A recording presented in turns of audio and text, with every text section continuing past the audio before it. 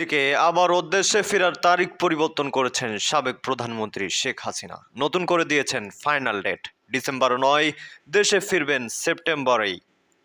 Fascist Tarique এখন হারে হারে টের পাইতেছে আওয়ামী লীগ কি পরিমাণ ধারালো রামের করাত, আসতেও কাটে যাইতেও কাটে। কিন্তু অতীত থেকে শিক্ষা নিয়ে তারেক যদি এই বুঝটা ৬টা মাস আগে বুঝতো, তাহলে দেশের কিছু সুশীল ব্যক্তি, নাগরিক সমাজ তারা তারেক রে নিয়ে একটা অন্তত পক্ষে প্রশংসা করত। দর্শক, আজকে একটু চমকে দেবো আপনাদের। সেটা হলো, আপনারা জানেন যে সাবেক প্রধানমন্ত্রী শেখ হাসিনা ডিসেম্বর মাসে দেশে আসতে চাচ্ছিল। তবে এবার যে তথ্য তিনি দিয়েছেন সেটা ডিসেম্বর নয়, তিনি সেপ্টেম্বরেই বাংলাদেশে ঢুকবেন, তাও আবার দলবল সহ। দর্শক, এই কথাটি আমার নয়, এই কথাটি স্বয়ং শেখ হাসিনার। আপনারা জানেন শেখ হাসিনা রীতিমতো দেশে আসতে মরিয়া হয়ে উঠেছে। আমাদের সাথে আজকে আসেন তরুণ ঘোষ, তিনার কাছে আমরা সরাসরি চলে যাব এবং এ বিষয়ে বিস্তারিত জানব। তো দর্শক, এ বিষয়ে আপনাদের যদি কোনো মতামত থাকে একটু কমেন্টে জানাবেন, আপনাদের উত্তর দেওয়া হবে।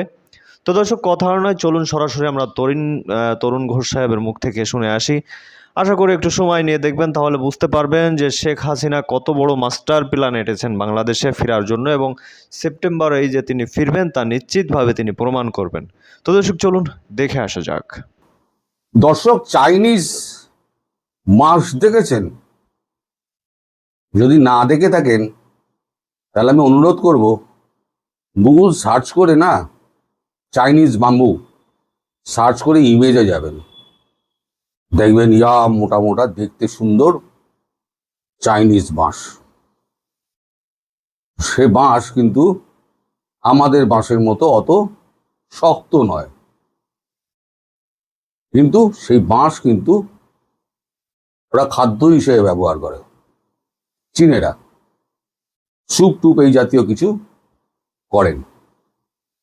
তা আমার মনে হয় তারেক রহমান যখন শি জিনপিং এর সঙ্গে দেখা করতে গেছিলেন, সেই সময় শি জিনপিং মহোদয় তাকে বোধহয় ওই বাঁশের স্যুপ টুপ খাইয়েছিলেন। সুস্বাদু লেগেছে। পাশেই বোধহয় কোথাও ঘুরতে ঘুরতে গেছিলেন, বাঁশ ঝাড় দেখেছেন, তাতে উনি চড়ে বসেছেন। মানে ওই বাঁশ ঝাড়ে মাঝে মাঝেই না ফাটা থাকে, অসাবধানতা বশত কেউ যদি বসে পড়েন তাহলে তার জীবন নষ্ট।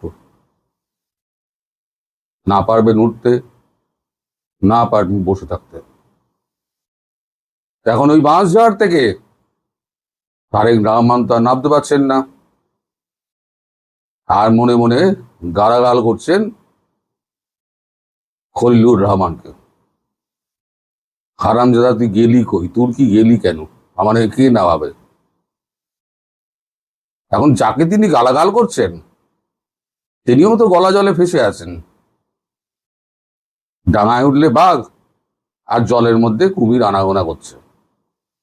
তিনি ভাবছেন তুর্কির সঙ্গে আমি তো বেশ ভালো আলাপ সালাপ করে এসছি, সমস্ত এগ্রিমেন্টের কাগজপত্র আমি রেডি করে এসছি,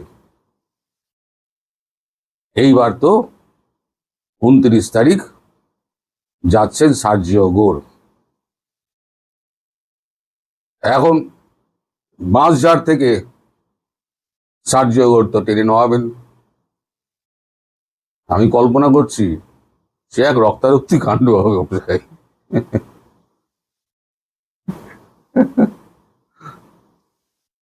এখন গতকালকের কাগজে বিজনেস স্ট্যান্ডার্ডে একটা মানে খবর বেরিয়েছে যে স্পেশাল ইকোনমিক জোন বাংলাদেশে যেটা আছে সেটা নেই। কালকে চীনা মানে আজকে চীনেরা 27 তারিখ চীনেরা সেখানে ভিত্তিপ্রস্তর স্থাপন করবে। 27 তারিখ ভিত্তিপ্রস্তর স্থাপন করবে। এই দেখুন কাগজের কাটিং, 26 তারিখের কাগজ, দেখুন লেখা হয় 26 তারিখ।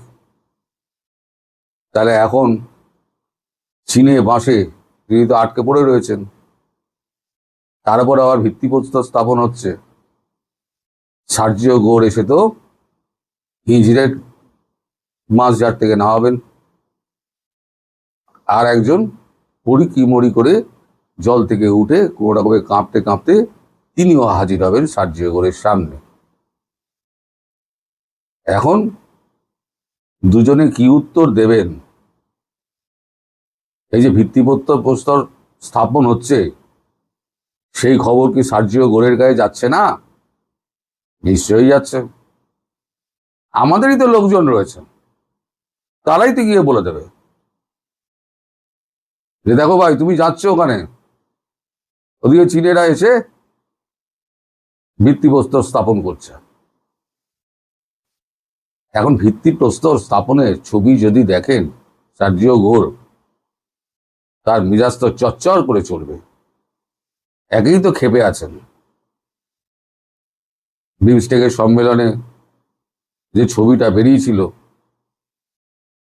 তাতে কিন্তু উনি বাংলাদেশের প্রতিনিধির দিকে ফিরেও তাকাননি, কটমট করে অন্যদিকে তাকিয়েছিলেন। মানে মনের মধ্যে এতটাই রাগ, সেই ঝালটা গিয়ে পড়বে তো একেবারে তারেক রহমানের ওপরে আর খলিলুর রহমানের ওপরে। প্রতিটা উত্তর তো তার চাই, সে রক্তারক্তি হোক আর যাই হোক। চীনকে শুধু দিয়েই এসছো, চীন থেকে তো কিছু পাওয়া যায়নি, একটা ঢেলা পয়সা দেয়নি। উল্টে বলেছে তিস্তা প্রকল্প যেটা করব তার অর্থায়ন আমরা করব না, আপনাদের করতে হবে। তাই এই সমঝোতাপত্র সই করে আর ওই বিমান কেনার চুক্তি সই করে তিনি বাঁশঝাড়ে উঠেছেন না কোথায় উঠেছেন, আমি কি বলবো বলুন। এখন আপনারা এখন জবাব দেবেন যে এই বাঁশঝাড় থেকে তিনি নামবেন কি করে। তারপরে মানে আজকে সকালে খবর পেলাম ট্রাম্পের সঙ্গে নাকি তার বাংলাদেশ যাওয়ার আগে কথা হয়েছে। ট্রাম্পের তিনি সহযোগী, এবং ট্রাম্পের সঙ্গে সরাসরি যদি কারোর ফোনে কথা বলতে হয়, কিয়দংশের মানুষ রয়েছে মার্কিন যুক্তরাষ্ট্রে, তাদের মধ্যে সার্জিও গোর একজন। সেখানে তাদের মধ্যে কি বাক্যালাপ হয়েছে শি জিনপিং এর ব্যাপারে, সেই বাক্যালাপ নিয়েও কিন্তু ঝাড়টা গিয়ে পড়বে ওই 29 তারিখ আর 30 তারিখে। এর মধ্যে আবার শেখ হাসিনার সঙ্গে কথা হয়েছে, সব মিলিয়ে মিশিয়ে যা হয়েছে একদম খিচুড়ি পেকে গেছে। এর মধ্যে আবার একটা তারেক এখন হারে হারে টের পাইতেছে আওয়ামী লীগ কি পরিমাণ ধারালো রামের করাত, আসতেও কাটে যাইতেও কাটে। কিন্তু অতীত থেকে শিক্ষা নিয়ে তারেক যদি এই বুঝটা 6টা মাস আগে বুঝতো, তাহলে দেশের কিছু সুশীল ব্যক্তি, নাগরিক সমাজ, তারা তারেক নিয়ে একটা অন্তত পক্ষে প্রশংসা করত। যার যাই হোক, তারেক বেশ রাজনীতিতে বিচক্ষণ হয়েছে, 17 বছর দেশের বাইরে থেকে রাজনীতি ভালোই শিখছে। কিন্তু ওই যে গ্রাম অঞ্চলে একটা প্রবাদ আছে, গাধা পানি খায় ঠিকই, কিন্তু পানি খাওয়ার আগে ওইটার পানির মধ্যে আগে নামে, গাও গথরটা ভিজাইয়া গোলাইয়া এরপরে পানি খায়, আগে খায় না। তারেক প্রমাণ কইরা দিছে খুনির পোলা খুনি হয়, সন্ত্রাসীর পোলা সন্ত্রাসী হয়। কেন মিয়া, মাঝির পোলা ব্যারিস্টার হয় না? তারেক কিন্তু চাইলে সেটা করতে পারতো, ওর সামনে একটা অনেক বড় সেই সুযোগটা ছিল। ফ্যাসিস্ট তারেক ইতিহাস ভুলে গেছে, শেখের বেটির কাছে রাজনীতিতে ওর বাপ খুনি জিয়া, ওর মা খালেদা নাকুনি চুবুনি খেয়েছে। দেশ ধ্বংস ও আওয়ামী লীগ নিয়ে অপরাজনীতি করার কারণে প্রকৃতির নিয়ম যদি তারেকের জীবন বিসর্জন দেওয়ার রায় দেয়, তাহলে সেই রায় প্রকৃতির নিয়মই দেশের জনগণ কার্যকর করবে ইনশাআল্লাহ। তো দিল্লিতে তো আওয়ামী লীগ সভানেত্রী শেখের বেটি আছে, এখন সেপ্টেম্বরে দিল্লিতে ফেসিট তারেক আসবা, কেমনে কি রে ভাই? কিছু পয়েন্ট ধরাই দি, সব কথা বলা যাবে না, প্রশ্ন জানতেও চাইবেন না।